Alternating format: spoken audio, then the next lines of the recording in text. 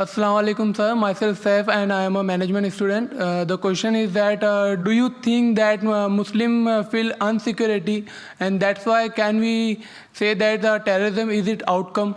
Thank you, sir. Your comment, please.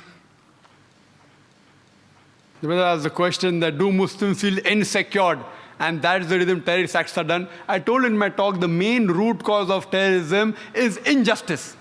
It's not insecurity. Insecurity may be part of it, but the main cause is injustice. Injustice and something wrong done to a group of people. If you read an article that came yesterday on Sunday midday, on the eve of the 9/11, one of the very famous persons, name is William, he writes and he gives advice that the root cause is injustice and wrong done to community. And he agrees with the Bombay authorities that there are possibilities that Kashmiris may have done bomb blasts in Bombay, but he says, what is the cause? According to him, the Kashmiris are unmilitant people. They are peace-loving people, so what has forced them to fight? And he gives his view, it is because of democracy which is forged.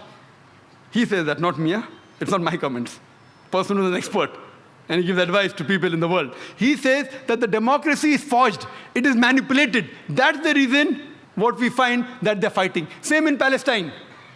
They're fighting because the rights are taken away. So the main cause of terrorism is injustice done to a group or any wrong done. So to get their rights back, this gives rise to a fight, to a retaliation, which is called terrorism by people opposing it. Those who agree with it, they call good. For example, Bhagat Singh.